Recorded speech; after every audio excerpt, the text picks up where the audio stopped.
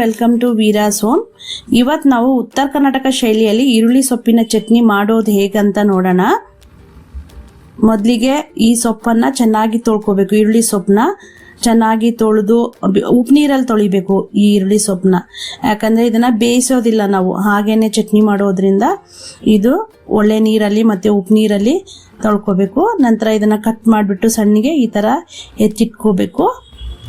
ನಂತರ ಸ್ವಲ್ಪ ಹುಣಸೆ ಹಣ್ಣನ್ನ ನೆನೆಸಿಡಬೇಕು. ಇದು ತುಂಬ ಸುಲಭವಾಗಿ ಮಾಡ್ಬೋದು. ಬಾಣಲಿಗೆ ಸ್ವಲ್ಪ ಕಡಲೆ ಬೀಜನ ಹಾಕಬೇಕು. ಇದನ್ನು ಗರಿ ಗರಿಯಾಗಿ ಡ್ರೈ ರೋಸ್ಟ್ ಮಾಡ್ಕೋಬೇಕು. ಕಡಲೆ ಬೀಜನ ಈ ಥರ ನೀಟಾಗಿ ಡ್ರೈ ರೋಸ್ಟ್ ಮಾಡೋದ್ರಿಂದ ರುಚಿ ಜಾಸ್ತಿ ಆಗುತ್ತೆ.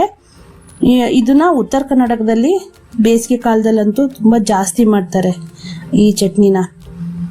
ಇದು ಎಲ್ಲ ರೊಟ್ಟಿ, ಜೋಳದ ರೊಟ್ಟಿ, ರಾಗಿ ರೊಟ್ಟಿ ಮತ್ತು ಬಿಸಿ ಬಿಸಿ ಅನ್ನೋ ಜೊತೆನೂ ತುಂಬ ಚೆನ್ನಾಗಿರುತ್ತೆ. ಇದನ್ನು ಆರ್ಸೋಕ್ಕೆ ಬಿಡಬೇಕು.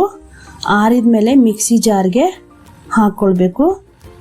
ನಂತರ ಇದಕ್ಕೆ 2 ಸ್ಪೂನ್ ಖಾರದ ಪುಡಿ, ಒಂದು ಸ್ವಲ್ಪ ಅರಿಶಿನ, ಜೀರಿಗೆ ಮತ್ತು ರುಚಿಗೆ ತಕ್ಕಷ್ಟು ಉಪ್ಪು ಹಾಕಿಬಿಟ್ಟು ಇದನ್ನು ಮಿಕ್ಸ್ ಮಾಡ್ಕೊಳ್ಬೇಕು, ಪುಡಿ ಮಾಡ್ಕೋಬೇಕು. ಈ ಥರ ಫೈನಾಗಿ ಪುಡಿ ಮಾಡ್ಕೋಬೇಕು. ನಂತರ ಇದನ್ನು ಕಟ್ ಮಾಡ್ಕೊಂಡಿರ್ತೀವಲ್ಲ ಆ ಸೊಪ್ಪಿಗೆ ಇದನ್ನು ಹಾಕಿ ಚೆನ್ನಾಗಿ ನೀಟಾಗಿ ಮಿಕ್ಸ್ ಮಾಡ್ಕೋಬೇಕು. ಎಲ್ಲ ಕಡೆ ಪುಡಿನ ಮಿಕ್ಸ್ ಆಗೋ ಥರ ಇದನ್ನು ಮಾಡ್ಕೋಬೇಕು. ಬರೀ ಸೊಪ್ಪಲ್ಲ, ಈರುಳ್ಳಿಯಲ್ಲೂ ಇದನ್ನು ಮಾಡ್ಬೋದು ನಾವು.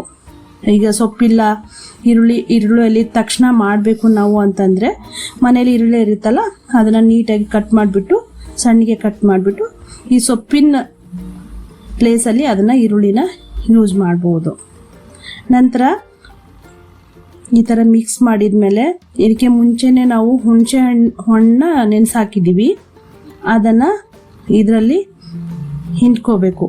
ಹುಣಸೆ ರಸನ ಹಾಕ್ಕೊಳ್ಬೇಕು. ತುಂಬ ಈಸಿಯಾಗಿ ಮಾಡ್ಬೋದು ಇದು, ಮತ್ತು ತಕ್ಷಣಕ್ಕೆ ಆಗುತ್ತೆ. ಒಂದು 5 ನಿಮಿಷದಲ್ಲೆಲ್ಲ ಇದನ್ನು ಮಾಡ್ಕೋಬೋದು.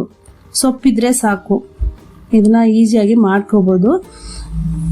ಹುಣಸೆ ರಸನ ಈ ಥರ ಹಾಕೊಂಡ್ಬಿಟ್ಟು ಇದನ್ನು ಕ್ರಷ್ ಮಾಡಬೇಕು. ಸ್ವಲ್ಪ ಇದನ್ನು ಒಳ್ಕಲಲ್ಲಿದ್ದರೆ ತುಂಬ ಚೆನ್ನಾಗಿ ಕ್ರಷ್ ಮಾಡ್ಬೋದು. ಸ್ವಲ್ಪ ನೈಸಾಗಿ ಕ್ರಷ್ ಮಾಡಿದ್ರೆ ಇನ್ನೂ ಟೇಸ್ಟ್ ಆಗಿರುತ್ತೆ. ಈ ಥರ ಒಳ್ಕಲ್ ಇಲ್ಲದೆ ಇರೋರು ಈ ಥರ ಸರ್ವಿಂಗ್ ಬೌಲಲ್ಲೂ ಈ ಥರನ ಕ್ರಷ್ ಮಾಡ್ಕೋಬೋದು. ಇದು ಇವಾಗ ರೆಡಿ ಆಗಿದೆ. ಮಿಕ್ಸ್ ಮಾಡಬೇಕು ಸರಿಯಾಗಿ. ಇದು ರೊಟ್ಟಿ ಜೊತೆ ತಿನ್ನಲು ತುಂಬ ಟೇಸ್ಟಿಯಾಗಿರುತ್ತೆ. ಅತಿ ಸುಲಭವಾಗಿ ವೇಗವಾಗಿ ಮಾಡ್ಬೋದು. ಇದನ್ನು ಒಂದ್ಸಲ ಮಾಡಿ ನೋಡಿ. ನಮ್ಮ ಚಾನಲನ್ನು ಸಬ್ಸ್ಕ್ರೈಬ್ ಮಾಡೋದನ್ನ ಮರಿಬೇಡಿ.